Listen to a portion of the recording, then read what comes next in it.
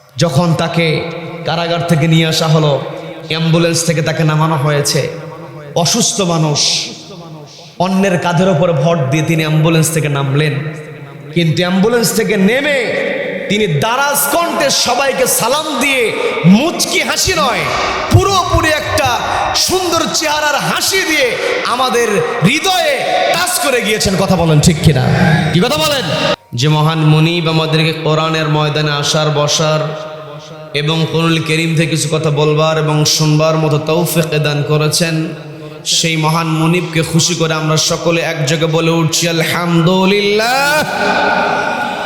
আবার বলছি আলহামদুলিল্লাহ। আল্লাহু আকবার। লা ইলাহা ইল্লাল্লাহু আল্লাহু আকবার ওয়ালিল্লাহিল হামদ ওয়ালিল্লাহিল হামদ। আমরা প্রশংসা করলাম কার? জীবনের প্রত্যেকটা ক্ষেত্রে একজনের প্রশংসা হবে। তিনি কে? আমাকে আপনাকে সৃষ্টি করেছেন কে? Allah is the creator of all creations. যত সৃষ্টি আছে সব সৃষ্টি আল্লাহ করেছেন। কাজে প্রশংসা যদি করতে হয়, প্রশংসা কেবল আল্লাহর হবে। আল্লাহ ব্যতীত অন্য কেউ প্রশংসিত হতে পারে। None can be praised, only Allah will be praised. সবাই চিৎকার দিয়ে বলি আল্লাহু আকবার, আল্লাহু আকবার। আমরা আল্লাহর কৃতজ্ঞতা আদায় করলাম, এরপরে সালাতু সালাম জ্ঞাপন করছি সাইয়্যিদুল মুরসালিন, ইমামুল মুরসালিন, খাতামুন নবিয়্যিন, সর্বকালের সর্বযুগের সর্বশ্রেষ্ঠ মহামানব, নির্যাতিত মানবতার নবী, সমাজ সংস্কারক, সফল রাষ্ট্রনায়ক, বিশ্বনবী জনাবে মুহাম্মদুর রাসূলুল্লাহ বলছি সাল্লাল্লাহু আলাইহি ওয়াসাল্লাম। সম্মানিত হাজিরিন, আমি ভূমিকা দীর্ঘায়িত করব না। আমরা শুনতে এসেছি একটি কিতাব থেকে কথা। সেই কিতাবের নাম কি? সবাইকে বলতে হবে সেই কিতাবের নাম কি? এই কোরআনের মধ্যে রয়েছে কার কথা? The Holy Quran is the speech of Almighty Allah subhanahu wa ta'ala, in which there is no doubt. বলি আল্লাহু আকবার। এই যে আল্লাহ রাব্বুল আলামিন আমাকে আপনাকে সন্দেহমুক্ত কিতাব দিয়েছেন, শুরুতেই রব্বুল আলামিন কোরআন কেন অবতীর্ণ করেছেন সেটাও কিন্তু বলেছেন। কি কথা বলেন? কি বলেছেন কি বলেন নাই? সম্মানিত দিনী ভাইরা, আল্লাহ রাব্বুল আলামিন সুন্দর করে বলছেন যালিকাল কিতাবু লা রাইবা ফীহি হুদাল লিল মুত্তাকিন। আল্লাহ বলছেন যালিকাল কিতাবু লা রাইবা ফীহি, এই কিতাবের মধ্যে কোনো প্রকারের সন্দেহ নাই। এই সন্দেহমুক্ত কিতাব আমি দিয়েছি হুদাল লিল মুত্তাকিন, মুত্তাকিদের জন্য গাইডলাইন করে। মুত্তাকি যারা হবে তারা একমাত্র ভয় করবে কাকে? সবাই একটু কষ্ট করে বলেন, ভয় করতে হবে কাকে? আমি আমার আলোচনার সূচনায় পবিত্র কোরআনের 9 নম্বর সূরা, সূরা তাওবার 119 নম্বর আয়াতে কারিমা তেলাওয়াত করেছি। যে আয়াতের মধ্যে রব্বুল আলামিন আমাকে আপনাকে নির্দেশনা দিয়েছেন তাকে ভয় করার জন্য। আল্লাহ রব্বুল আলামিন বলছেন ইয়া আইয়ুহাল্লাযীনা আমানুত্তাকুল্লাহা ওয়া কুনু মা'আস সাদিকিন।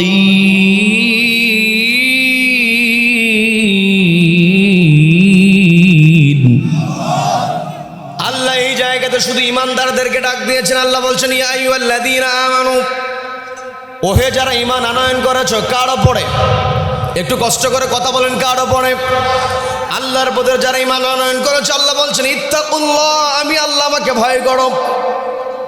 এরপরে রব্বুল আলামিন আমাকে আপনাকে গুরুত্বপূর্ণ কথাটা বললেন ওয়া কুনু মা'আস সাদিকিন, সত্যবাদীদের সঙ্গী হয়ে যাও। তার মানে আমার আপনার সঙ্গী হবে, আমার আপনার সম্পর্ক হবে সত্যবাদীদের সঙ্গে। কি কথা বলেন? কিন্তু আমার সমাজে মিথ্যাবাদী আছে না নাই? কম না বেশি?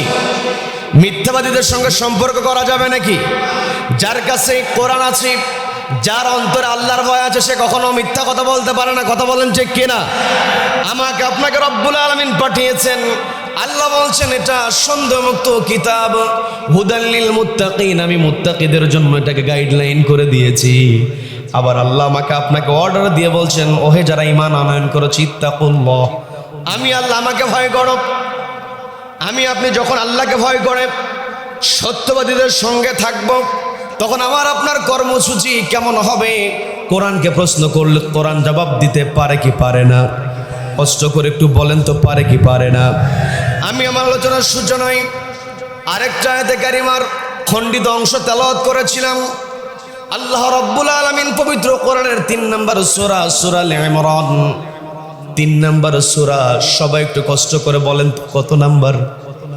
সবাই কষ্ট করে বলেন কত নাম্বার? 3 নম্বর সূরা, সূরা আল ইমরানের 110 নম্বর আয়াত আল্লাহ বলছেন, কুনতুম খায়রা উম্মাতিন উখরিজাত লিন-নাসি تأمرون بالمعروف وتنهون عن المنكر وتؤمنون بالله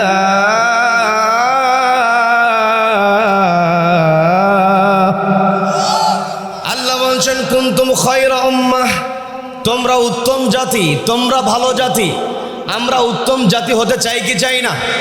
সবাই একটু কষ্ট করে বলেন, চাই কি চাই না? আমি আপনি যদি উত্তম হতে চাই, উত্তম জাতিতে যদি আমি আপনি রূপান্তরিত হতে চাই, আল্লাহ বলছেন উখরিজাত লিন্নাস, তোমাদেরকে বের করা হয়েছে মানুষের মধ্য থেকে, তোমাদেরকে বের করা হয়েছে উখরিজাত লিন্নাস, মানুষের জন্য। অর্থাৎ আমি আপনি যদি ভালো হতে চাই, মানুষের তরে কাজ করতে হবে। আপনি বাঁচলে, নিজে বাঁচলে বাপের নাম, এই কথা কখনো মুসলমান বলতে পারে না। কথা বলেন ঠিক কিনা? নিজে ভালো কাজ করতে হবে। আল্লাহ বলছেন তা'মুরুনা বিল মা'রুফ, 1 নম্বর কর্মসূচি হলো সৎ কাজের আদেশ তোমাদেরকে দিতে হবে। ওয়া তানহাউনা আনিল মুনকার, অসৎ কাজে বাধা প্রদান করতে হবে। কি কথা বলেন? এই জায়গাতে অনেকে আপত্তি করে, আমি একাকী ইবাদত করব, আমি নিজে ভালো থাকলেই তো হলো, আমার হিসাব আমি দেব। এমন কথা বলার লোক আছে না নাই? একাকী ইবাদত করে যদি পার পাওয়া যেত, নবীজিকে মক্কা থেকে মদিনায় হিজরত করতে হতো না। কথা বলেন ঠিক কিনা? নবীজির সাহাবীরা ঘর বাড়ি ছেড়ে দিয়ে মক্কা থেকে মদিনায় হিজরত করেছেন একটাই কারণ, তা'মুরুনা বিল মা'রুফ, তারা সৎ কাজের আদেশ দিয়েছেন, ওয়া তানহাউনা আনিল মুনকার, অসৎ কাজে বাধা প্রদান করেছেন। আমার আপনার কর্মসূচি হবে সৎ কাজের আদেশ দিতে হবে, অসৎ কাজে বাধা প্রদান করতে হবে। আর আল্লাহ বললেন এই কাজগুলো যদি তোমরা করতে চাও, ওয়াকুনু মা'আস সাদিকিন, সত্যবাদীদের সঙ্গে থাকতে হবে। কি কথা বলেন? যারা সত্যবাদী তারা নিজে ভালো কাজ করে, আবার অন্যকে ভালো কাজের কথা বলে, নিজে ভালো থাকে, সমাজ ভালো হোক, এটাও চায়। কি কথা বলেন? আমি আপনি একাকী যদি নামাজ আদায় করি, আমার আপনার নামাজ আদায় করে পার পর কোনো সুযোগ নাই। শুরুতে আমি বলেছি, আল্লাহ বলছেন হুদাল লিল মুত্তাকিন, এই কিতাবটা হলো মুত্তাকিদের জন্য গাইডলাইন। এরপরে আল্লাহ রাব্বুল আলামিন মুত্তাকিদের পরিচয় বলছেন, আল্লাযীনা ইউমিনুনা বিল গায়বি ওয়া ইউকিমুনাস সালাহ।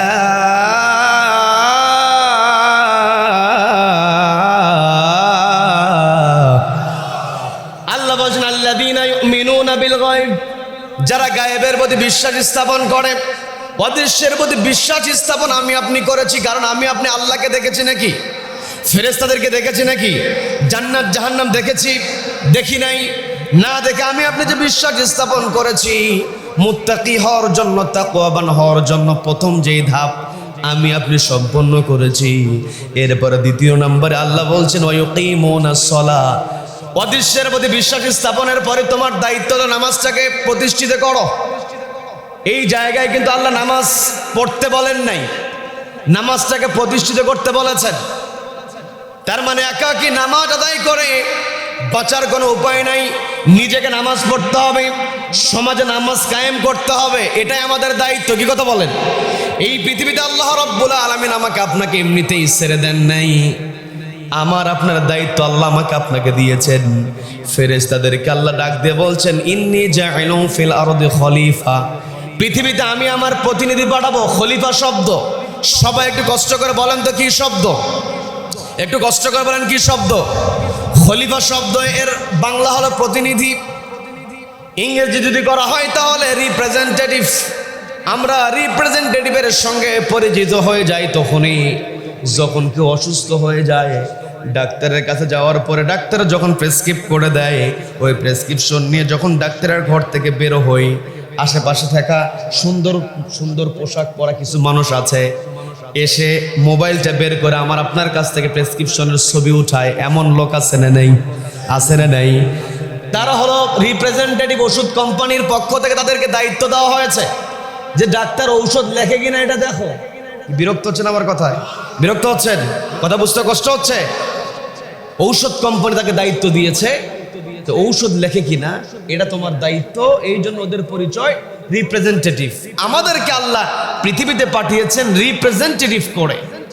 নিজেকে ভালো কাজ করতে হবে, ভালো কাজ সমাজে প্রতিষ্ঠা করতে হবে, মন্দ কাজ থেকে নিজেকে দূরে থাকতে হবে, যেখানে মন্দ কাজ হবে সেখানেই বাধা প্রদান করতে হবে। কথা বলেন ঠিক কিনা? সম্মানিত দিনী ভাইয়েরা, আমি আপনি এই পৃথিবীতে এসেছি, আমাকে আপনাকে রব্বুল আলামিন জগতের সময়ে যত সৃষ্টি আছে প্রত্যেকটা সৃষ্টির মধ্যে রব্বুল আলামিন আমাকে আপনাকে শ্রেষ্ঠ বানিয়েছেন, এটা আমার কথা নয়। রব্বুল আলামিন সুন্দর করে বলছেন, ওয়ালাকাদ কাররামনা বনি আদম ওয়া হামালনাহুম ফিল বাররি ওয়াল বাহরি ওয়া রাযাকনাহুম মিনাত তাইয়্যিবাত।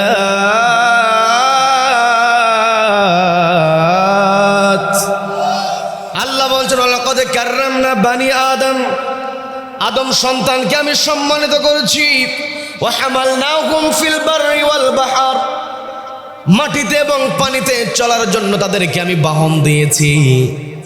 এরপরে গুরুত্বপূর্ণ যেই কথা আল্লাহ বললেন, ওয়া রাযাকনাহুম মিনাত তাইয়্যিবাত, তাদেরকে আমি রিজিক দিয়েছি, পবিত্র রিজিক। রিজিকটা হতে হবে পবিত্র। অবৈধ উপায়ে অর্থ উপার্জন করার রিজিক কি আর পবিত্র থাকে নাকি? আমার দেশে অবৈধ উপায়ে উপার্জন করে এমন লোক আছে না নাই?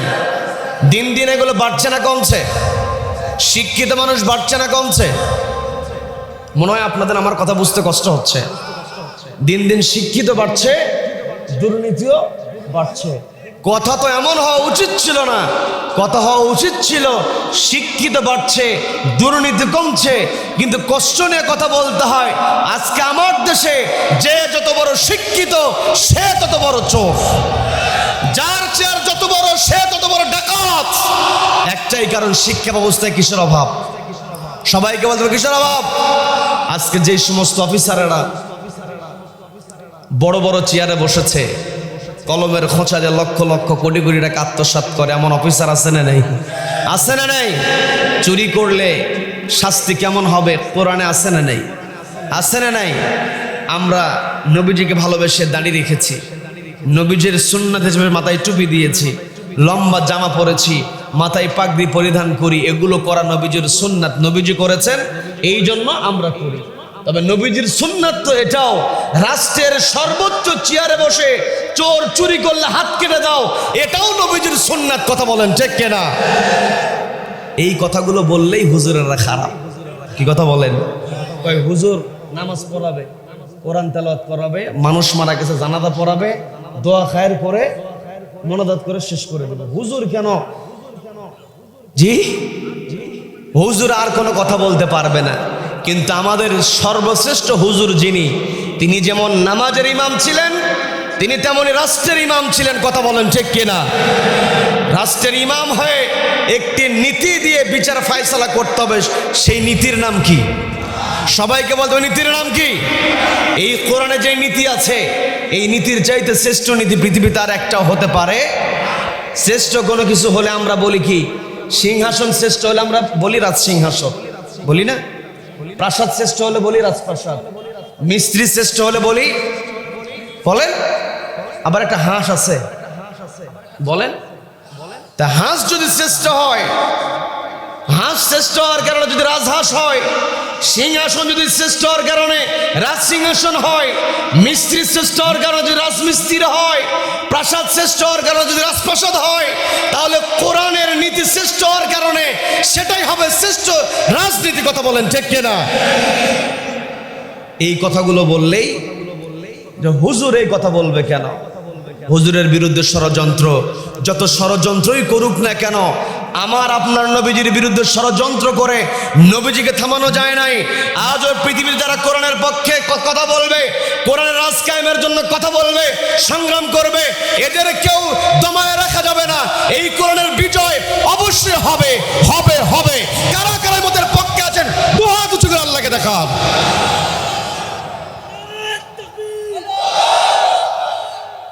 নারে তাকবীর, নারায়ে তাকবীর।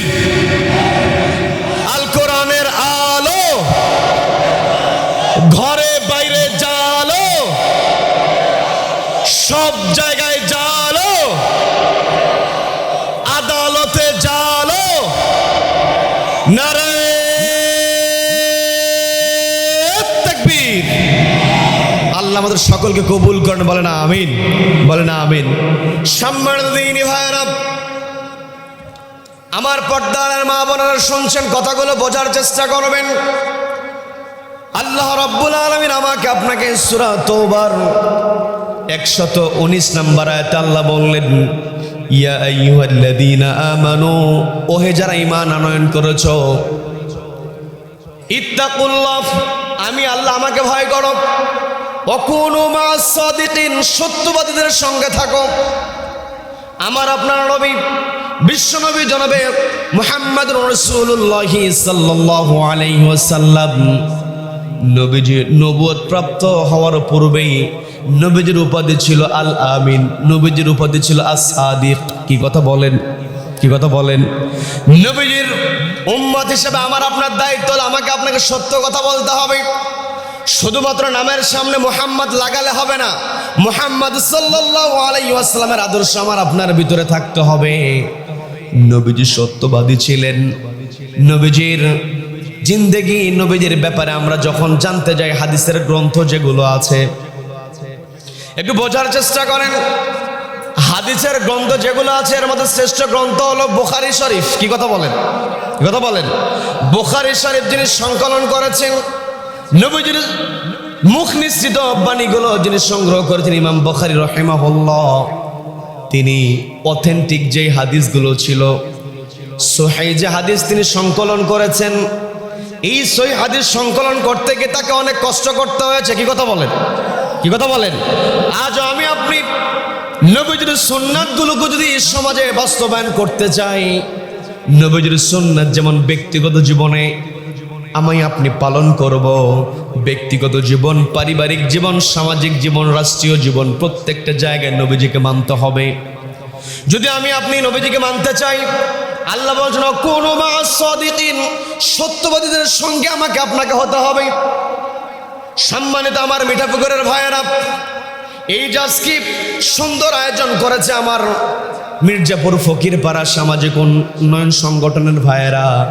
তারা যেই উন্নয়নমূলক কাজ করে, এই উন্নয়নমূলক কাজ তারা করতে পারে সত্য কথা বলে বলেই। কি কথা বলেন, কি কথা বলেন? তারা যদি সত্যবাদী না হতো, তাহলে মানুষের কাছ থেকে যে অর্থগুলো সংগ্রহ করে, এই অর্থগুলো যদি তারা সঠিক জায়গায় ব্যবহার না করত, তাহলে মানুষ তাদেরকে টাকা পয়সা দিত না। কথা বলেন ঠিক কিনা? সত্যবাদীদের মর্যাদা এই দুনিয়াতে আছে, আখিরাতেও আছে। এই পৃথিবীতে আমি আপনি যদি সত্যবাদী হতে পারি, সিদ্দিকদের কাতারে থাকতে পারি, দুনিয়াতেও মর্যাদা, আখিরাতেও আমাকে আপনাকে মর্যাদাবান করে তুলবেন একজন। তিনি কে? সবাইকে বলতে হবে তিনি কে। আমার পর্দালের মা বোনেরা শুনছেন, কথাগুলো বোঝার চেষ্টা করেন। আমি আপনি যদি সমাজের মধ্যে সত্যবাদী মানুষের সংখ্যা বাড়াতে চাই, পরিবার থেকে সত্যের শিক্ষা দিতে হবে। পরিবারের মা যদি সচেতন হয়ে যায়, মা যদি সত্যবাদী হয়ে যায়, মাকে দেখে সন্তানও সত্য কথা বলে। কি কথা বলেন? যখন সন্তান সত্য কথা বলবে, সন্তান বড় হয়ে সমাজের মধ্যে সত্য প্রতিষ্ঠার চেষ্টা করবে। সন্তান যদি ভালো কাজ করে, ওই ভালো কাজটাকে সমাজের মধ্যে প্রতিষ্ঠিত করতে চাইবে। এই জন্য মা আপনাকে দৃষ্টি আকর্ষণ করে বলছি, পর্দালের মা বোনেরা, আপনি নামাজ পড়বেন, আপনার পরিবারের নামাজটা আপনার কায়েম করতে হবে। কি কথা বলেন? আল্লাহ বলছেন হুদাল্লিল মুত্তাকিন, এই কিতাবটা হলো মুত্তাকিদের জন্য হিদায়েত। এরপরে রব্বুল আলামিন বলছেন আল্লাযীনা ইউমিনুনা বিল গায়ব, যারা গায়েবের প্রতি বিশ্বাস স্থাপন করবে, ওয়া ইউকিমুনাস সালাহ, নামাজটাকে কায়েম করবে। তার মানে মুত্তাকি যদি আমি আপনি হতে চাই, নামাজ কায়েমের দরকার আছে না নাই? সবাই একটু কষ্ট করে বলেন, আছে না নাই? সম্মানিত দিনী ভাইরা, আমি যে কথা বলতে নিয়েছিলাম, ইমাম বুখারী রাহিমাহুল্লাহ তিনি কষ্ট করে আল্লাহ রাসূলের হাদিসগুলো সংগ্রহ করেছেন।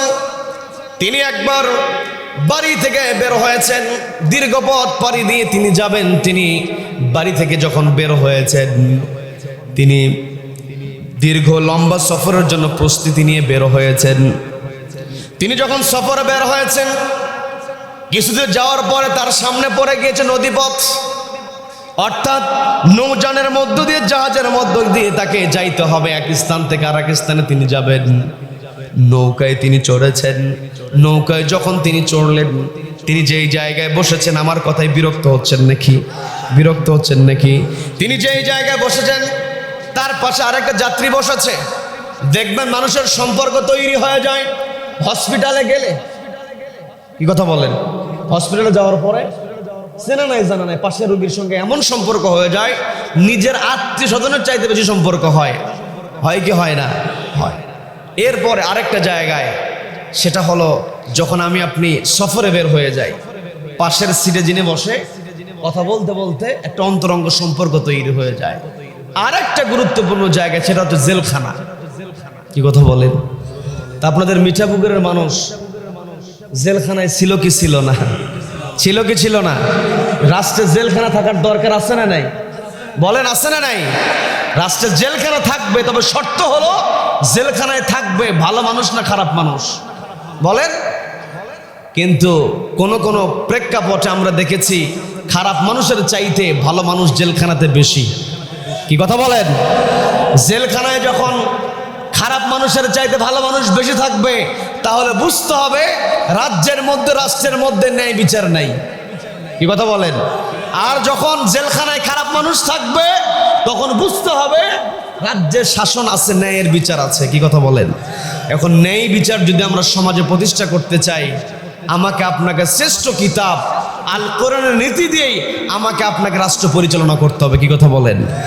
নবীজির কাছে চুরির বিচার এসেছে। নবীজি চুরির বিচার ফায়সালা দিয়েছেন, হাত কেটে ফেলো। অনেক লম্বা ঘটনা, বলবো না, একটু বোঝানোর জন্য বলছি। নবীজি বললেন, হাত যেহেতু চুরি করেছে, হাতটাকে কেটে ফেলে দাও। কেন হাত কেটে ফেলে দেওয়া? চোর চুরি করলে বিধানটা কার? সবাইকে বলতে বিধানটা কার? তো আমার দেশে চুরি আছে না নাই? আছে না নাই? একটু আগে বলেছিলাম দিন দিন শিক্ষিত মানুষ বাড়ছে, দুর্নীতিও বাড়ছে।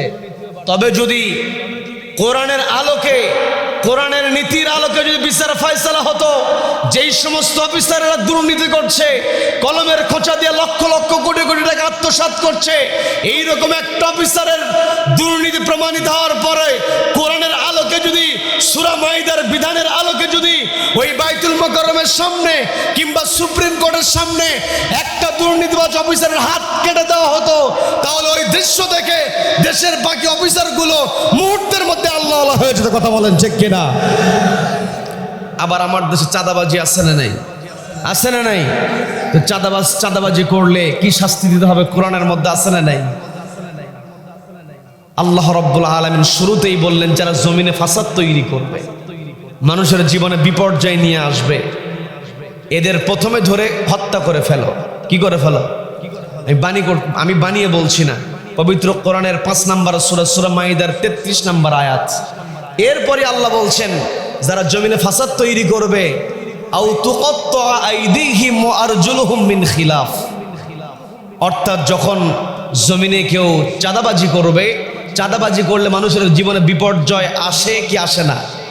আসে কি আসে না? চাঁদাবাজি করলে মানুষের জীবনে বিপর্যয় চলে আসে, জমিনে ফাসাদ তৈরি হয়ে যায়। আর আল্লাহ বলছেন ফাসাদকারী যখন ফাসাদ করবে, ওই ফাসাদকারীর এক হাত এক পা বিপরীতভাবে কেটে দাও, মিন খিলাফ। যদি চাঁদাবাজি করে, ওই চাঁদাবাজি প্রমাণিত হওয়ার পরে ডান হাত বাম পা অথবা বাম হাত ডান পা, একটা চাঁদাবাজি প্রমাণিত হওয়ার পরে যদি ওই বাইতুল মুকাররমের সামনে কিংবা সুপ্রিম কোর্টের সামনে একটা চাঁদাবাজের হাত পা কেটে দিয়ে ওই দৃশ্য যদি মিডিয়ার সামনে সরাসরি সম্প্রচার করে গোটা দেশে দেখানো হতো, ওই দৃশ্য দেখে মুহূর্তের মধ্যে দেশের বাকি চাঁদাবাজগুলো ভালো হয়ে যেত। কথা বলেন ঠিক কিনা? এই কথাগুলো যখন হুজুরেরা বলে, তখন হুজুরদের বিরুদ্ধে মিথ্যা তহমত আছে না নাই? আছে না নাই?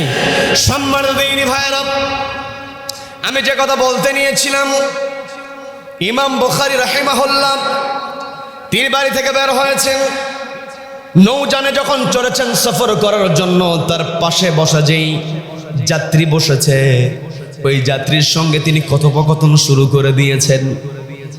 যাত্রীর সঙ্গে তিনি কথা বলা আরম্ভ করে দিলেন। একটা পর্যায়ে বিভিন্ন গল্প করতে করতে তিনি একটা পর্যায়ে বলে ফেললেন, আমাকে দীর্ঘদিন বাহিরে থাকতে হবে, যার কারণে 1000 দিনার নিয়ে আমি বের হয়েছি। 1000 দিনার, সবাই একটু কষ্ট করে বলেন তো কত হাজার দিনার? 1000 দিনার নিয়ে আমি বের হয়েছি, দীর্ঘদিনের পথ আমাকে পাড়ি দিতে হবে। ইমাম বুখারী তিনি ভালো মানুষ, যে ভালো সে অন্যকেও ভালো মনে করে। কি কথা বলেন? যে খারাপ অন্যকেও খারাপ মনে করে। আমি সেই দিকে যাব না, যে কথা বলতে নিয়েছি, ইমাম বুখারী তিনি সহজ সরল মানুষ, সদা সত্য কথা বলা মানুষ। তিনি তার সহযাত্রীর সঙ্গে গল্প করতে করতে যখন তার সহযাত্রীকে বলে ফেলেছেন, আমার কাছে 1000 দিনার আছে। দুনিয়ার সম্পদের প্রতি মানুষের লোভ লালসা আছে না নেই? এই সম্পদের লোভের কারণে আজকে মারামারি হানাহানি। কি কথা বলেন? সম্পদের লোভ ওই যাত্রীর অন্তরের মধ্যে পেয়ে বসলো। ও চিন্তা করলো, এই লোকের কাছে যেহেতু 1000 দিনার আছে, এই 1000 দিনারটা কেমন করে আমি আমার করব। চিন্তা শুরু করেছে। খারাপ চিন্তা না ভালো চিন্তা? বলেন। খারাপ চিন্তা শুরু হয়ে গিয়েছে। অন্যের সম্পদ দখল করতে চায় এমন লোক আছে না নাই? আছে না নাই? দেখবেন অন্যের সম্পদ দখল করে কয় প্যাঁচ একখান লাগায়া দিছি, বলে কি বলে না? বলে কি বলে না? আজকে সমাজটা এমন হয়ে গিয়েছে, মানুষ খারাপ কাজ করার পরে গর্ব করে। কি কথা বলেন? কি কথা বলেন? এই সমাজটাকে পাল্টাতে হবে। মানুষ ভালো কাজ করে গর্ব করবে, এই সমাজ আমাদেরকে প্রতিষ্ঠা করতে হবে। এটা করতে হলে দরকার একটি কিতাবের বিধান। সেই কিতাবের নাম কি? কিতাবের নাম কি?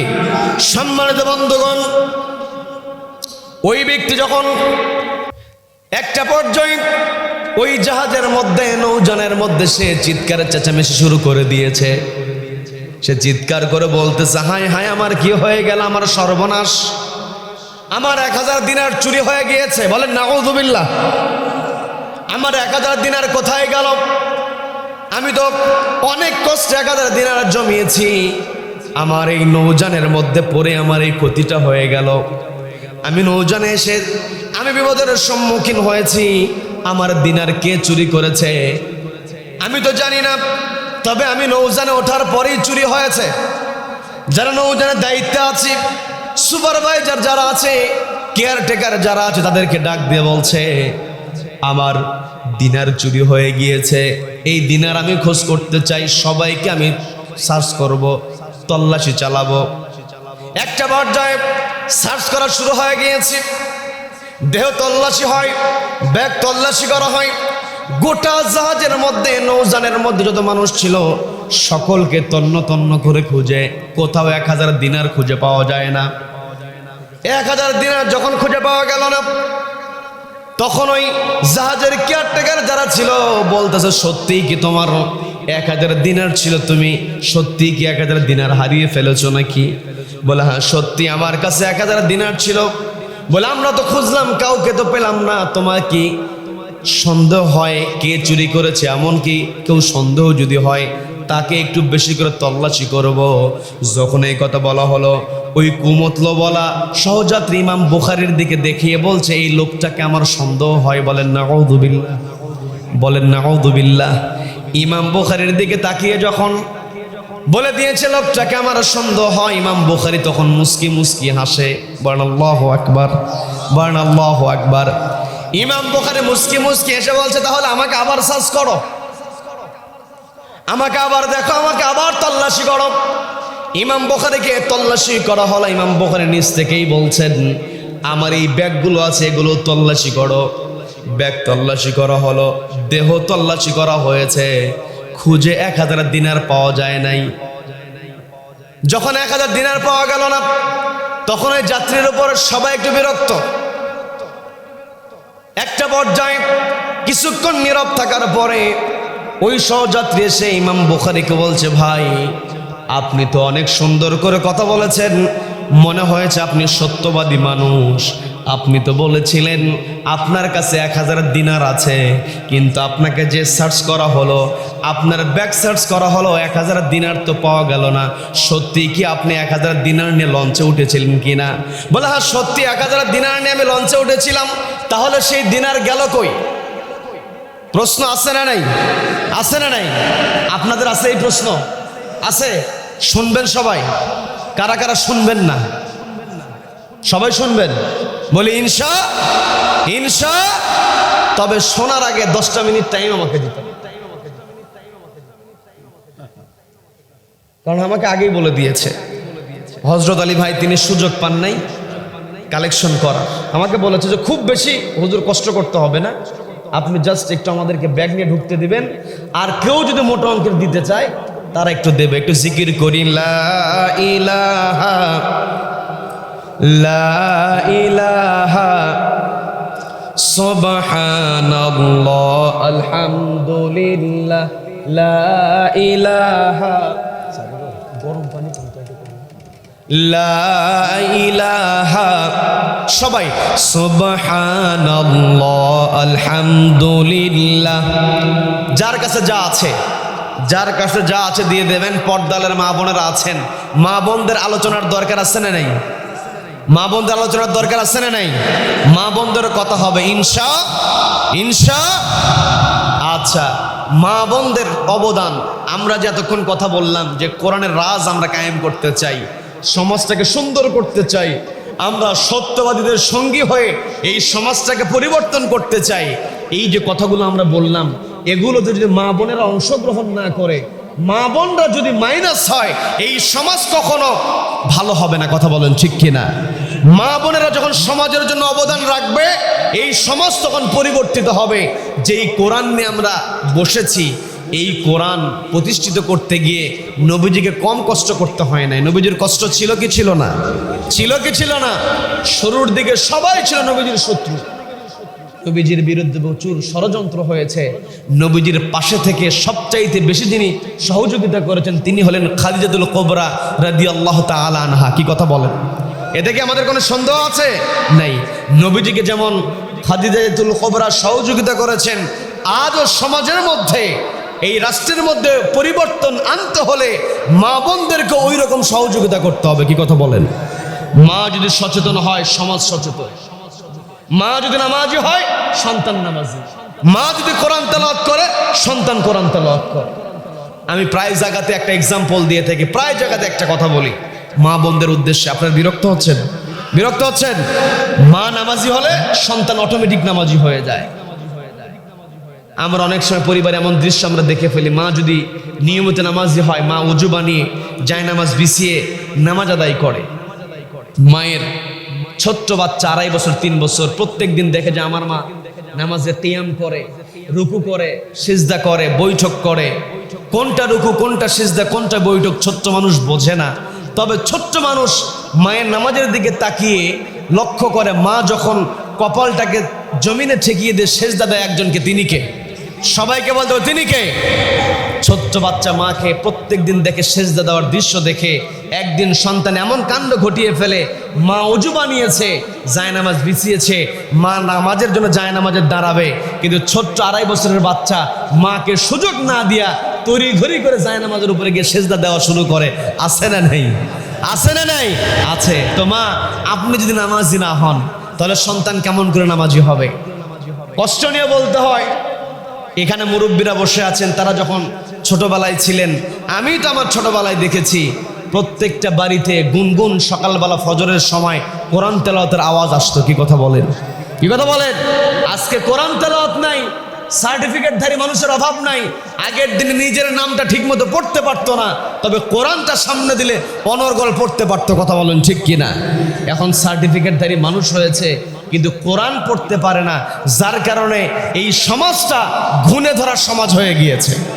এই ঘুণে ধরার সমাজকে যদি আমি আপনি সঠিক করতে চাই, সঠিক পথে পরিচালিত করতে চাই, কোরআনের বিকল্প কোনো কিছু হতে পারে? সম্মানিত দিনী ভাইরা, এই যে আমরা এখানে হাজির হয়েছি, পর্দার মা বোনেরা, আপনাদের দৃষ্টি আকর্ষণ করে বলছি, এই যে আমার মির্জাপুর ফকিরপাড়া সামাজিক উন্নয়ন সংগঠনের ভাইরা কত সুন্দর আয়োজন করেছেন। প্রত্যেক বছর সফলতার সাথে আয়োজন বাস্তবায়িত হোক, এটা আমরা চাই কি চাই না? এই আয়োজন বাস্তবায়নের জন্য সকলকে এগিয়ে আসতে হবে। অনেক মা বোনেরা এসেছেন, মা বোনদের উপস্থিতি পুরুষের চাইতে বেশি, এতে আমরা বেজার না খুশি? বলেন খুশি আমরা, কারণ মারা যত কোরআনের প্রতি আকৃষ্ট হবে, সমাজটাকে সুন্দর করে সাজানো আমার জন্য সহজ হবে। কথা বলেন ঠিক কিনা? পর্দার মা বোনেরা, কথাটা বোঝার চেষ্টা করেন। আপনার কাছে যা আছে এই আর্থসামাজিক উন্নয়ন সংস্থায় আপনি দিয়ে দেন, এরা ভালো কাজ করবে, মানুষের জন্য কাজ করবে। এই ফাঁকে আপনাদের দৃষ্টি আকর্ষণ করে একটা কথা বলে নেই।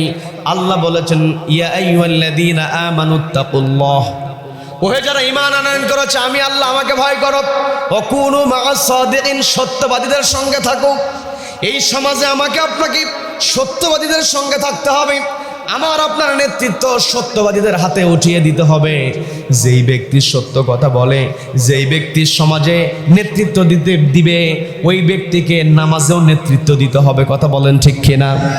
যখন নামাজের ইমাম সমাজের ইমাম হবে, ওই সমাজে কখনো দুর্নীতি থাকবে না। কথা বলেন ঠিক কিনা? যেই সমাজের মধ্যে নামাজের ইমাম সমাজের ইমাম হয়ে যায়, ইন্নাস সালাতা তানহা আনিল ফাহশাই ওয়াল মুনকার, নামাজ মানুষকে অন্যায় এবং খারাপ কাজ থেকে দূরে রাখে। কি কথা বলেন? যেই নেতা নামাজ পড়বে, নামাজের ইমামতি করবে, ওই নেতা কখনো টেন্ডারবাজি করবে না, চাঁদাবাজি করবে না। কথা বলেন ঠিক কিনা?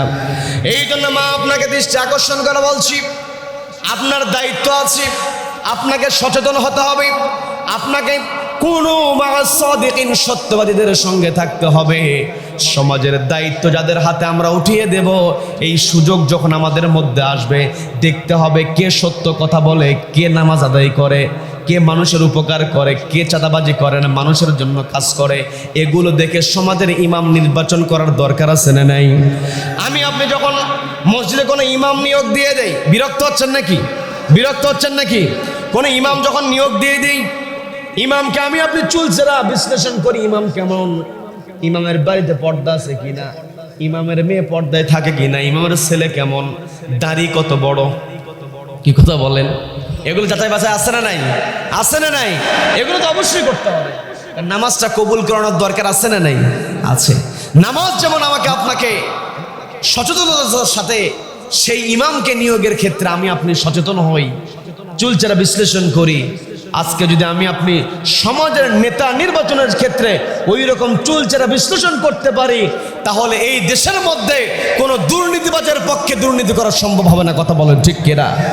এই জন্য সমাজের নির্বাচন, সমাজের নেতা নির্বাচনের ক্ষেত্রে সমাজের দায়িত্ব কার হাতে উঠিয়ে দেব, এইটার ক্ষেত্রে আমাকে আপনাকে সচেতন হতে হবে। মা, আপনাকে সচেতন হতে হবে। আপনি সচেতন হবেন, আপনার পরিবার সচেতন হয়ে যাবে। কি কথা বলেন? মা আপনার বড় গুরুত্বপূর্ণ ভূমিকা আছে। পরিবারে মায়ের একটা প্রভাব আছে না নাই? আছে না নাই? আছে। মা আপনার পরিবারে যেমন প্রভাব আছে, ওই প্রভাবটাকে কাজে খাটিয়ে সত্যবাদীদের সঙ্গে থাকতে হবে। এটা আমার কথা নয়, নির্দেশনা দিয়েছেন কে? সবাইকে বলতে হবে, নির্দেশনা দিয়েছেন কে? সম্মানিত দিনী ভাইরা, যে কথা বলতে নিয়েছিলাম, আমাকে আপনাকে আল্লাহ রাব্বুল আলামিন এই পৃথিবীতে পাঠিয়েছেন। আমার আপনার কর্মসূচি হবে দুইটা। একটা হলো সৎ কাজের আদেশ দিতে হবে, অসৎ কাজে বাধা প্রদান করতে হবে। এই অসৎ কাজে বাধা প্রদানের মাধ্যমে আমার আপনার সমাজটাকে সুন্দর করে সাজাতে হবে। যদি আমার আপনার সামনে বাধা আছে, বিপদ আছে, বাধা বিপদকে ভয় পাওয়া যাবে নাকি? ভয় পাওয়া যাবে নাকি? তাওয়াক্কুল করতে হবে কার ওপরে? যদি আমাকে আপনাকে নিয়ে ষড়যন্ত্র করা হয়, আমাকে আপনাকে নিয়ে যদি অপকৌশল করে আমাকে আপনাকে থামিয়ে দেওয়ার চেষ্টা করা হয়, থামা যাবে না। ভরসা রাখতে হবে কার ওপরে? মুমিন বান্দা সব সময় ভরসা করে ওয়ালা রাব্বিহিম ইয়াতাওয়াক্কালুন। মুমিন বান্দা সব সময় আল্লাহর উপর তাওয়াক্কুল করবে। মুমিন বান্দা আল্লাহর উপর তাওয়াক্কুল করবে, যতই বিপদ তার কাছে আসুক না কেন। ন্যায়ের কথা বলবে, সৎ কাজের আদেশের কথা বলবি, অসৎ কাজে বাধা প্রদানের কথা বলতে গিয়ে যদি বিপদ আসে, বিপদকে বিপদ মনে করা যাবে না, বিপদকে মনে করতে হবে পরীক্ষা। কি কথা বলেন? এই যে আজকে আমরা বসেছি চতুর্থ বার্ষিকী তাফসিরুল কোরআন মাহফিল হেডিং দেওয়া হয়েছে। এই তাফসিরুল কোরআন মাহফিল শীতকালে এই উপমহাদেশে হয়। এটা আমাদের ঐতিহ্য, এটা আমাদের সংস্কৃতি। কি কথা বলেন? অনেকে আছে তাফসির মাহফিল সহ্য করতে পারেন, এমন লোক আছে না নাই? আছে না নাই? তাফসির মাহফিল এটা আমাদের ঐতিহ্য। আগের দিনে যখন তাফসির মাহফিলগুলো হতো, ওই তাফসির মাহফিলগুলোর হেডলাইনটা আজকের মতো হতো না। লেখা থাকতো ইসলামী জালসা, ইসালে সব সভা, ধর্মসভা। লেখা থাকতো কি থাকতো না? এখানে বড় ভাইয়েরা বসে আছেন, মুরব্বীরা বসে আছেন, তারা সহজে একমত হবেন। আগের দিন হেডলাইন দেওয়া হতো ইসালে সব সভা, ইসলামী জালসা, আজিমুসান মাহফিল, ওয়াজ মাহফিল। এই হেডলাইন দিত। আমি এই হেডলাইনের বিরোধিতা করছি না, এই হেডলাইন হচ্ছে আমাদের গর্বের হেডলাইন। কি কথা বলেন? মুসলমানদের ঐতিহ্যের হেডলাইন। তবে আমি আপনাদেরকে যে কথা বোঝানোর চেষ্টা করছি, আজকে যেমন পাড়া মহল্লায়, প্রত্যেকটা গ্রামগঞ্জে যেখানেই ধর্মের আলোচনা হয়, সেখানে কিন্তু তাফসিরুল কোরআন মাহফিল দিয়ে আলোচনা করা হয়। কথা বলেন? এই যে গোটা বাংলাদেশের প্রত্যেকটা গ্রামগঞ্জে তাফসিরুল কোরআন মাহফিল পৌঁছে গিয়েছে, এই যে ব্যানারটা তৈরি হয়েছে, এই ব্যানার যিনি গোটা দেশের মধ্যে প্রতিষ্ঠা করেছেন, তিনি হলেন শহীদ আল্লামা দেওয়ার হোসেন সাইদি রহমাতুল্লাহ আলাইহি। কথা বলেন ঠিক কিনা? আমাদের কোরআনের পাখি, তিনি যখন চট্টগ্রামের প্যারেড ময়দান থেকে কোরআন থেকে তাফসির করেছেন, এই রাষ্ট্রটাকে কোরআন দিয়ে পরিচালিত করতে হবে, এই ব্যাখ্যা যখন করেছেন, মানুষ যখন তার কথা শুনতে শুরু করেছে, বুঝতে শুরু করেছে, তখন থেকেই তার বিরুদ্ধে ষড়যন্ত্র শুরু হয়েছিল। কথা বলেন? ষড়যন্ত্র করে বন্দি অবস্থায় রেখে তাকে আটকে রাখতে পারে নাই। আমরা দেখেছি যখন তাকে আদালতে ওঠানো হয়েছে, মিথ্যা মামলা তাকে দিয়ে আদালতে ওঠানো হয়েছে, তিনি একটা মুহূর্তের জন্যই মন খারাপ করেন নাই। যখনই আমরা তাকে আদালতের চত্বরে দেখেছি, সব সময় তার চেহারার মধ্যে ছিল হাসির ঝিলিক। কথা বলেন ঠিক কিনা? কিন্তু এখনো কিছু আসামিদের কি আদালতের চত্বরে উঠানো হয়। আজ থেকে 1.5 বছর আগে এদের দাপটে দেশের মধ্যে থাকা যায় না। কথা বলেন? কি কথা বলেন? এরা আদালতে উঠলে এদের চেহারার দিকে তাকানো যায়। কি কথা বলেন? প্রভাবশালী মন্ত্রী প্রিজন ভ্যানের মধ্যে কান্নাকাটি করে। কিন্তু আমাদের কোরআনের পাখি, তিনি আমাদেরকে শিক্ষা দিয়ে গিয়েছেন ওয়া আলা রাব্বিহিম ইয়াতাওয়াক্কালুন তা'মুরুনা বিল মা'রুফ ওয়া তানহাউনা আনিল মুনকার। সৎ কাজের আদেশ দিতে গিয়ে অসৎ কাজে বাধা প্রদান করতে গিয়ে যদি বিপদ আসে, ওয়া আলা রাব্বিহিম ইয়াতাওয়াক্কালুন, আল্লাহর উপর তাওয়াক্কুল করতে হবে। কোরআনের পাখির শেষ হাসিটা আমরা দেখেছি যেই দিন তাকে হত্যার ষড়যন্ত্র করে কারাগার থেকে নিয়ে আসা হলো। বিরক্ত হচ্ছেন আমার কথায়? বিরক্ত হচ্ছেন আমার কথায়? যখন তাকে কারাগার থেকে নিয়ে আসা হলো, অ্যাম্বুলেন্স থেকে তাকে নামানো হয়েছে। অসুস্থ মানুষ, অন্যের কাঁধের ওপরে ভর দিয়ে তিনি অ্যাম্বুলেন্স থেকে নামলেন। কিন্তু অ্যাম্বুলেন্স থেকে নেমে তিনি দারাজ কণ্ঠে সবাইকে সালাম দিয়ে মুচকি হাসি নয়, পুরোপুরি একটা সুন্দর চেহারার হাসি দিয়ে আমাদের হৃদয়ে টাচ করে গিয়েছেন। কথা বলেন ঠিক কিনা? কি কথা বলেন? তিনি যখন অ্যাম্বুলেন্স থেকে নামলেন, আমাদের সকলকে উদ্দেশ্য করে তিনি হাসি দিয়েছেন। তার কষ্ট হয়েছে, কিন্তু তিনি কষ্টকে কষ্ট মনে করেন নাই। আমাদের উদ্দেশ্যে তিনি যে হাসিটা দিয়েছেন, এই হাসিটা হলো কিয়ামত পর্যন্ত যতদিন এই বাংলার জমিনে সৎ কাজের আদেশ হবে, অসৎ কাজের বাধা প্রদান করা হবে, এতে যদি বিপদের কোনো অবস্থা তৈরি হয়, হতাশ হওয়া যাবে না, ভরসা করতে হবে একজনের উপরে। তিনি কে? তিনি আল্লাহর উপরে ভরসা করে আমাদেরকে মুস্কি হাসি দিয়ে, আমাদেরকে চেয়ারের মধ্যে হাসি ফুটিয়ে শিখিয়ে গিয়েছেন, যতদিন আল্লাহর জমিন থাকবে, যতদিন এই বাংলাদেশ থাকবে, ততদিন তোমরা কোরআনের পক্ষে কথা বলবে। আমাকে ওরা জুলুম নির্যাতন করে আমার কাছ থেকে তো ওরা হাসি কেড়ে নিতে পারে নাই, তোমাদের কাছ থেকেও কেড়ে নিতে পারবে না। কথা বলেন ঠিক কিনা? সম্মানিত দিনী ভাইয়েরা, আজকে আমাদের কোরআনের পাখি আমাদের মাঝে নাই, তবে কোরআনের পাখির যে আশা, তিনি এই বাংলার জমিনে ইসলামের রাজ দেখতে চেয়েছিলেন। আমাদের সেই টার্গেট অনুযায়ী ইসলামের রাজ কায়েম এই বাংলার জমিনে হোক, এটা আমাদের চেষ্টা করতে হবে। নির্দেশনাটা কার? সবাইকে বলতে হবে নির্দেশনাটা কার? আল্লাহর নির্দেশনা আমাকে আপনাকে মানতে হবে। আমি বলতে নিয়েছিলাম, আমরা হলাম আল্লাহর প্রতিনিধি। এই পৃথিবীতে রব্বুল আলামিন আমাকে আপনাকে প্রতিনিধি করে পাঠিয়েছেন। খলিফা শব্দ আল্লাহ ব্যবহার করেছেন। আল্লাহ আমাকে আপনাকে কোরআনের মধ্যে বিভিন্ন জায়গায় বিভিন্ন নামে অ্যাড্রেস করেছেন। আমরা হলাম আল্লাহর সর্বশ্রেষ্ঠ সৃষ্টি। আমাদের মর্যাদা, আমাদের সম্মান সবচাইতে বেশি। আমি একটু আগে আয়াতে কারিমা তেলাওয়াত করেছি, সূরা বানি ইসরাঈলের ৭০ নম্বর আয়াত। আল্লাহ বলেছেন, ওয়ালাকাদ কাররামনা বানি আদম, আদম সন্তানকে আমি সম্মানিত করেছি। এই জায়গাতে আমাদের পরিচয় আল্লাহ তুলে ধরেছেন, আমরা হলাম আদম সন্তান। আবার আমাকে আপনাকে সবচাইতে সুন্দর করে তৈরি করা হয়েছে। আল্লাহ বলছেন, লাকাদ খালাকনাল ইনসানা ফি আহসানি তাকওয়ীম।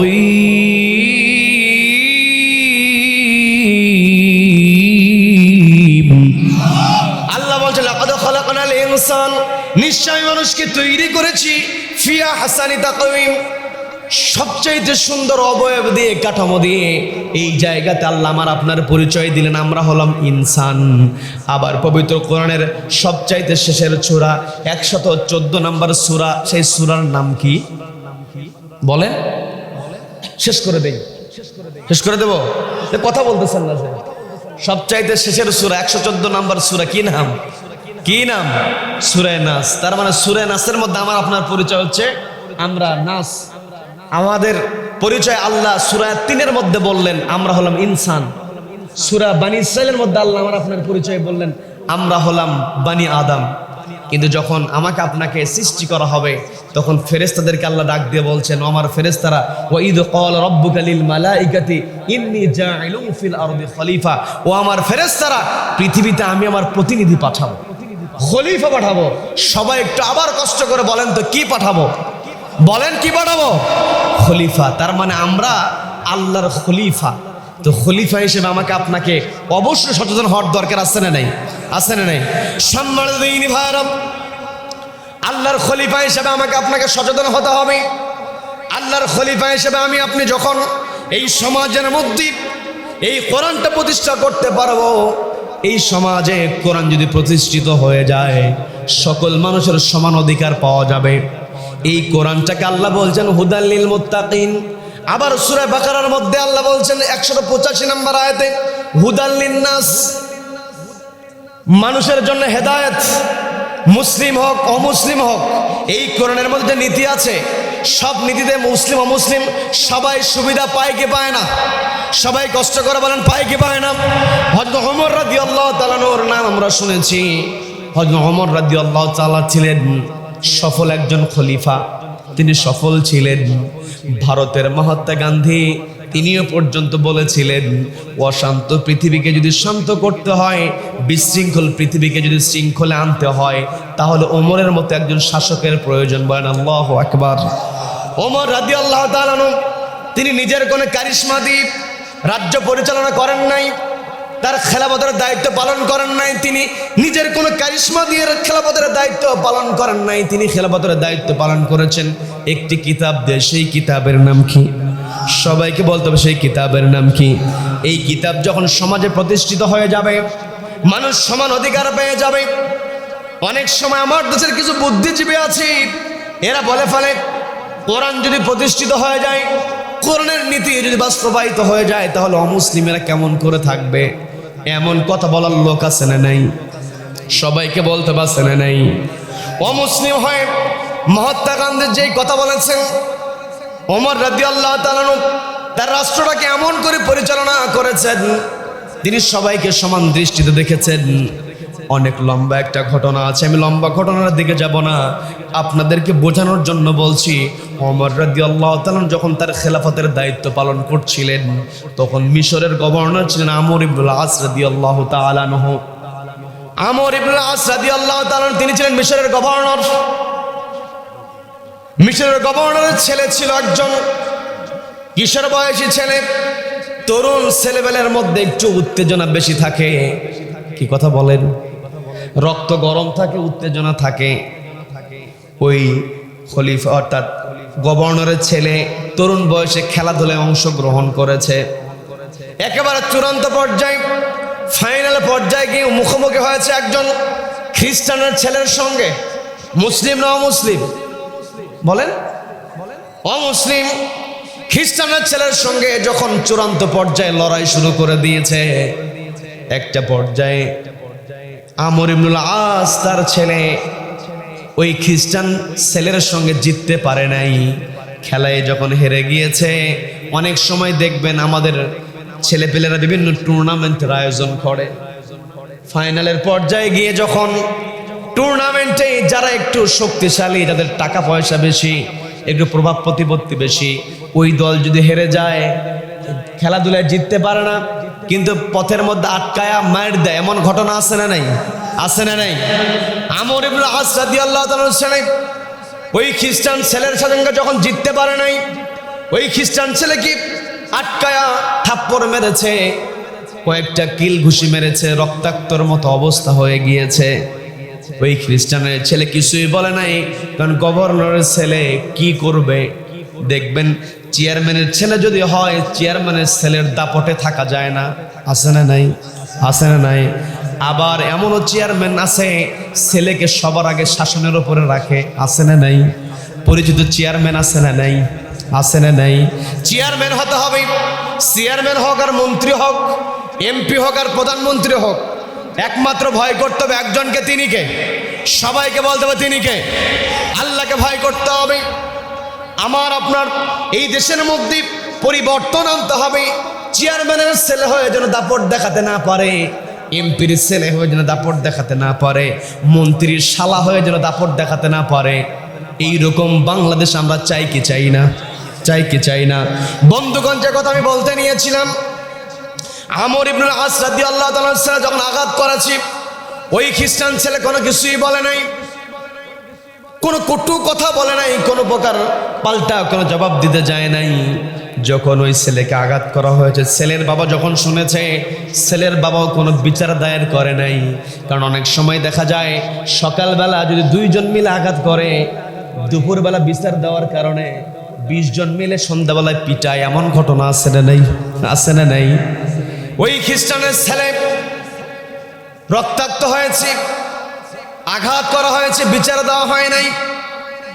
পাশে থাকা একজন মুসলমান ওই খ্রিস্টান বালকের ছেলেকে গিয়ে বলছে, তোমার ছেলেকে গভর্নরের ছেলে অন্যায়ভাবে আঘাত করেছে, তুমি কেন এখনো বিচার দাও না? এই কথা বলার পর ওই খ্রিস্টানও কোনো কথা বলে না। তখন ওই মুসলিম বলছে, তুমি হয়তো ভয় করছো গভর্নরের ছেলের বিরুদ্ধে গভর্নরের কাছে বিচার দিবি, এটা হয়তো তোমার ভয়ের কারণ হতে পারে।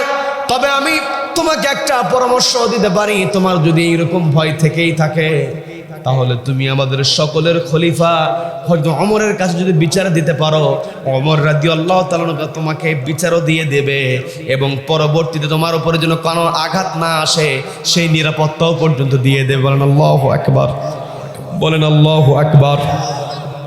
ওমর রাদিয়াল্লাহু তাআলার ব্যাপারে যখন ওই খ্রিস্টানকে বলা হলো, ওই খ্রিস্টান ওমর রাদিয়াল্লাহু তাআলার কাছে যখন বিচার দায়ের করেছে, বিচার দায়ের করার পর ওমর রাদিয়াল্লাহু তাআলা ডেকেছেন।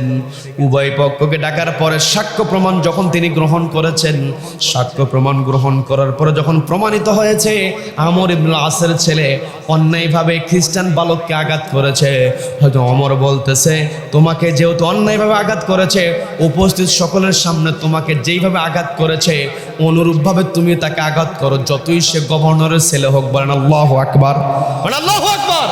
এটাই তো হলো ইসলাম, এটা হচ্ছে কিসাস। কি কথা বলেন? চোখের বদলে চোখ,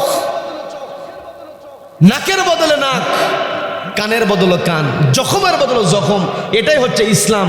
আজকে অন্যায়ভাবে যাদেরকে আঘাত করা হয়, গরিব মানুষ হলে ঘুরতে ঘুরতে স্যান্ডেলের তলা হয়ে শেষ হয়ে যায়, বিচার পায় না। কি কথা বলেন?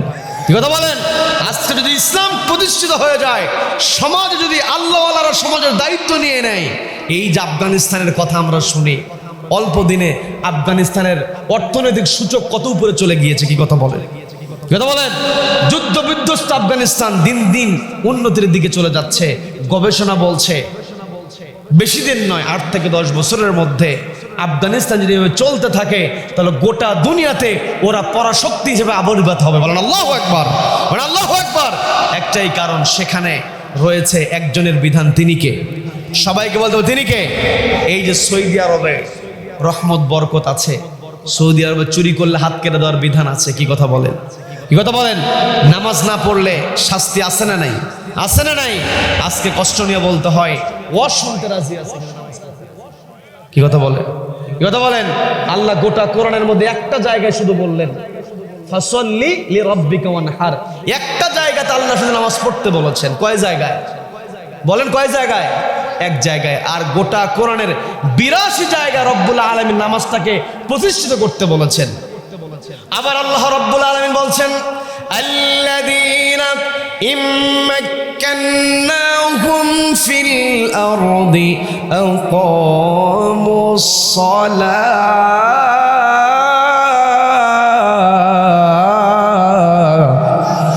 আল্লাহ বলছেন যারা জমিনে কর্তৃত্ব পেয়ে যাবে, কর্তৃত্ব পাওয়ার পরে 1 নাম্বার দায়িত্ব হলো, 1 নাম্বার কর্মসূচি হলো নামাজটাকে কায়েম করতে হবে। কি কথা বলেন? এখন সমাজের কর্তৃত্ব যারা পেয়ে যাবে, তারা যদি নিজেরাই নামাজ না পড়ে, নামাজ কি তারা প্রতিষ্ঠিত করবে নাকি? কাজেই সমাজের কর্তৃত্ব তাদের কাছে দিতে হবে। যারা নিজে নামাজ পড়ে, সমাজের মধ্যে রাষ্ট্রের মধ্যে নামাজ প্রতিষ্ঠিত করবে, তাদেরকে আমাদের কর্তৃত্ব দিতে হবে। কথা বলেন ঠিক কিনা? সম্মানিত ভাইয়েরা, রাত অনেক গভীরের দিকে যাচ্ছে। আমি তো 12টার পরে সাধারণত কথা বলি না। কথা বলি না বলতে গেলে 12টার পরে কথা বলি না, কারণ 12টা যদি পার হয়ে যায় ফজরের নামাজের সমস্যা হয় কি হয় না? হয় কি হয় না? তো সারা রাত অসময়ে যদি ফজরের নামাজের সমস্যা হয়, তাহলে ওই অসময়ে কোনো লাভ হবে? কোনো লাভ হবে? হবে না। তো পর্দালের মা বোনেরা শুনছেন, আপনাদের দৃষ্টি আকর্ষণ করে বলছি, আপনি নিজে নামাজি হবেন, আপনার পরিবারের সন্তানদেরকে নামাজের শিক্ষা দেবেন। নামাজ ছাড়া মানুষ কখনো ভালো হতে পারে না। নামাজ লাগবে। যার নামাজ নাই তার ঈমান ঠিক নাই। কি কথা বলেন? কি কথা বলেন? বরং উল্টা কথা বলবে, হুজুর নামাজ কালাম পড়ি আর না পড়ি আমার ঈমান ঠিক আছে। বলে কি বলে না? ঈমান যদি ঠিকই থাকতো সে নামাজকে ছাড়তে পারতো না। কি কথা বলেন? আমার আপনার নবী সেজদা দিতে দিতে, আমার আপনার নবী কিয়াম করতে করতে গিয়ে নবীজির পা ফুলে গিয়েছে। নবীজি সর্বশ্রেষ্ঠ চরিত্রের অধিকারী। নবীজি কিয়ামতের কঠিন ময়দানে সবাই যখন ইয়া নাফসি ইয়া নাফসি করবে, ওই সময় নবীজি আমাকে আপনার ব্যাপারে বলতে থাকবে ইয়া উম্মতি ইয়া উম্মতি। বলেন আল্লাহু আকবার, বলেন আল্লাহু আকবার। শেষ যেই কথাটা বলেছেন উম্মতি সলাহ, নবীজি উম্মতকে বলেছেন তোমরা নামাজের ব্যাপারে সচেতন হও। আমরা নামাজের ব্যাপারে সচেতন হব। কি কথা বলেন? আল্লাহ আমাদের সকলকে কবুল করেন, বলেন আমিন।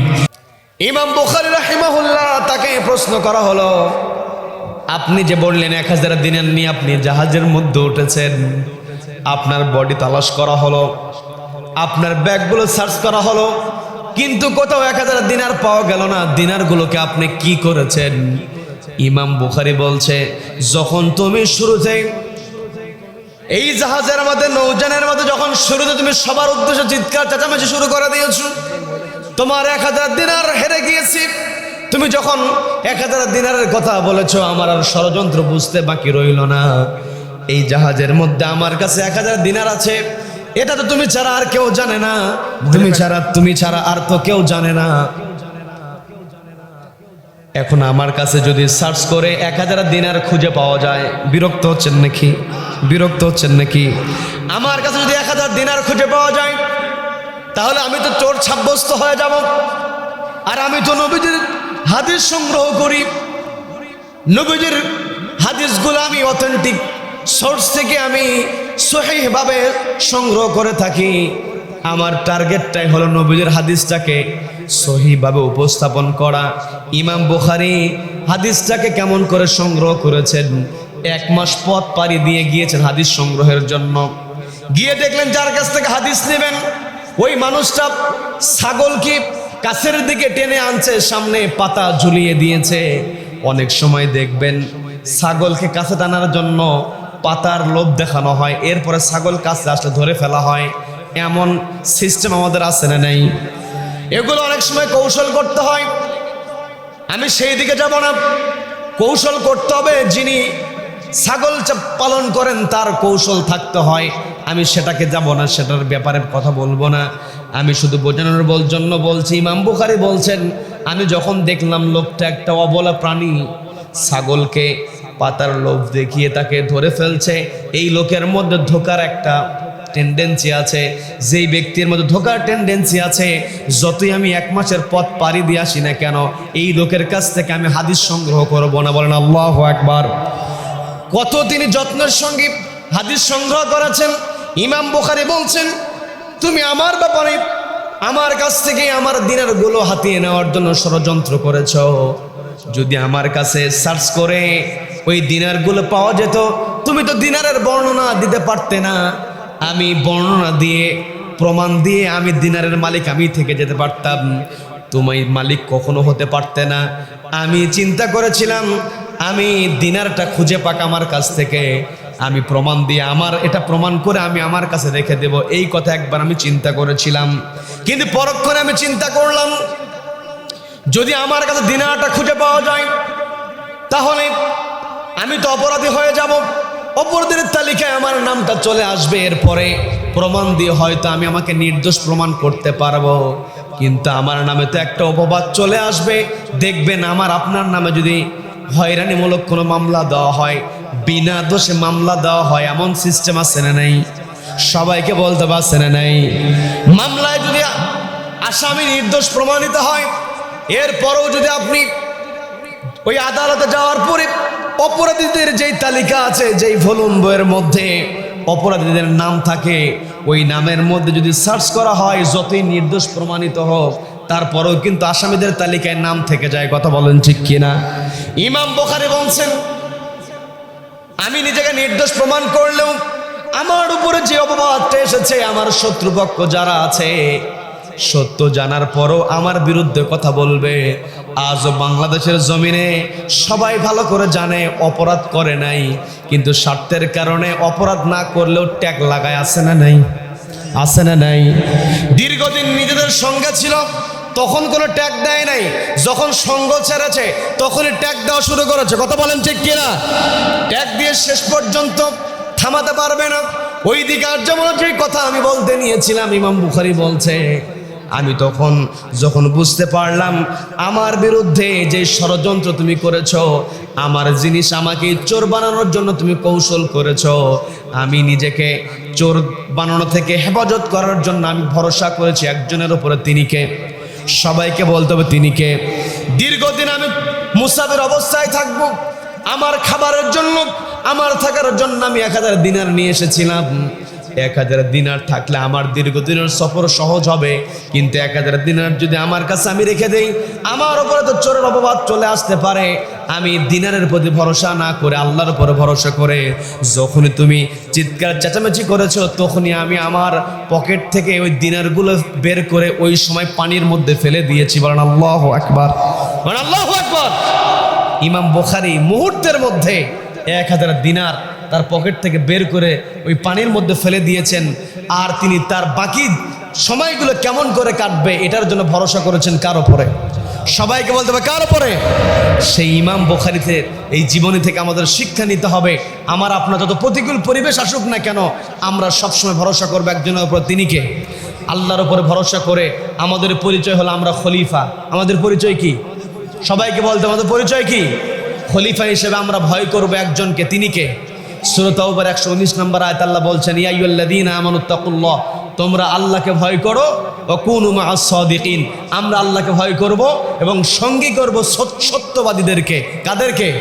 সত্যবাদীদেরকে। সত্যবাদীদেরকে সঙ্গী করে আমরা দুইটা কাজ করব। সবাইকে বলতে হবে কয়টা কাজ? দুইটা কাজ। একটা তা'মুরুনা বিল মা'রুফ, সৎ কাজের আদেশ দেব, ওয়া তানহাউনা আনিল মুনকার, অসৎ কাজে বাধা প্রদান করব। রব্বুল আলামিন আমাদের সকলকে কবুল করেন, বলেন আমিন।